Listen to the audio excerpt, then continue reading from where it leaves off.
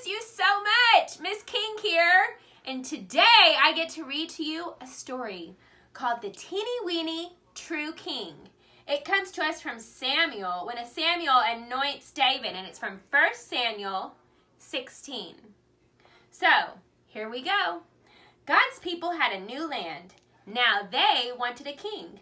But God is your king, Samuel told them. He is the one who looks after you the best. We want a real king, they said, one we can see. But God knew that a king might not be as kind to his people or look after them as well as he would. But God's people didn't care. They wanted a king, and they wanted him now.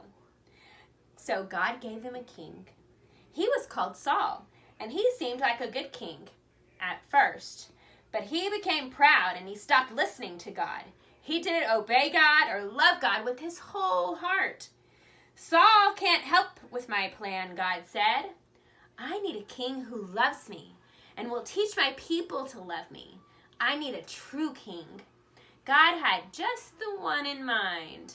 Go to Bethlehem, God told Samuel. You'll find a new king there. Samuel's job was to listen to God and tell people what God said. So Samuel went to a little town of Bethlehem. God told Samuel to go to Jesse's house. God was going to choose one of Jesse's sons to be the new king. Jesse had 7 strong sons. Let me see your muscles. Yep, very strong.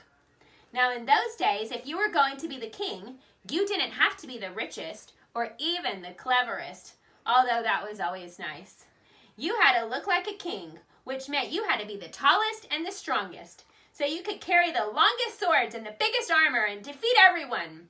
And it didn't hurt to be handsome either.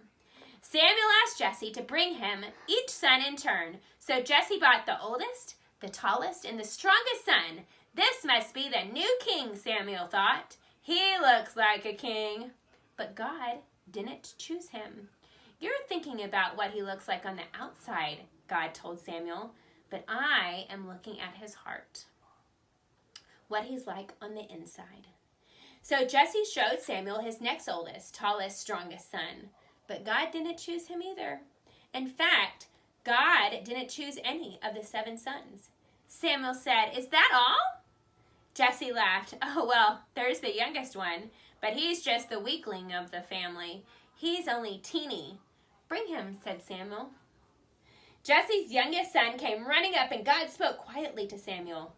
"This is the one." His name was David. "He has a heart like mine," God said. "It's full of love. He will help me with my secret rescue plan. And one of his children's children will be the king. And the king will rule the world forever." Samuel anointed David's head with oil, which was a special way to show that you are God's chosen king. "You will be the new king one day," Samuel told him. And sure enough, when he grew up, David became king.